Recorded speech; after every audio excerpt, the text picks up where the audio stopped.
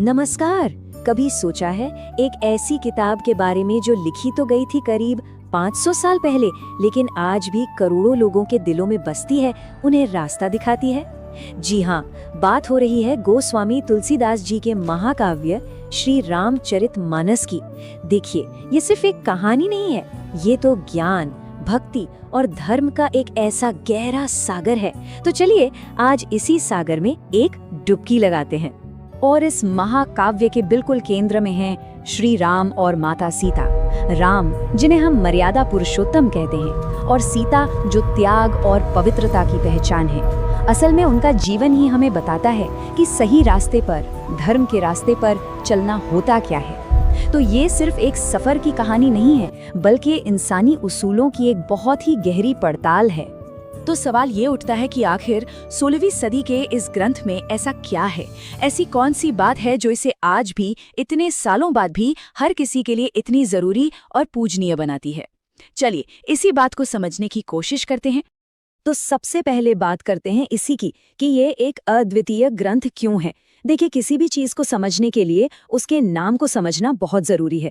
देखते हैं कि रामचरितमानस का मतलब क्या है और क्यों ये नाम ही इसकी पूरी आत्मा को बयां कर देता है। तो रामचरितमानस, इसका सीधा सा मतलब है राम के चरित्र का सरोवर। जरा सोचिए, एक ऐसी झील, एक ऐसा सरोवर जिसमें डुबकी लगाने से मन साफ हो जाए। इसकी रचना की थी 16वीं सदी के महान कवि गोस्वामी तुलसीदास जी ने। और जानते हैं, उन्होंने एक बहुत बड़ा काम किया।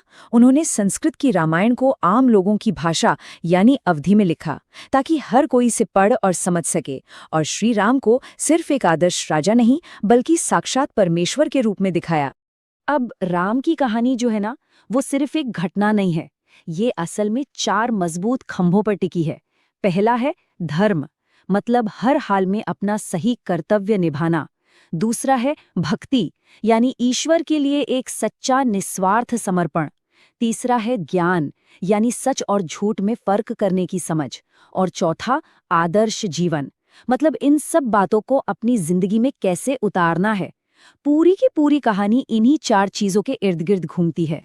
और इन्हीं सिद्धांतों की, खासकर धर्म की, सबसे बड़ी परीक्षा अब शुरू होती है। ये वो मोड़ है जहां हम देखते हैं कि कैसे एक राजकुमार, जिसे कल राजा बनना था, उसका महल से जंगल तक का सफर उसके धर्म के लिए सबसे बड़ी कसौटी बन जाता है। कहानी की शुरुआत में अयोध्या में सब कुछ बिल्कुल सही चल रहा था। हर तरफ जश्न का माहौल था। अयोध्या के सबसे प्यारे राजकुमार श्री राम का राजतिलक होने वाला था और पूरी प्रजा अपने होने वाले राजा का इंतजार कर रही थी।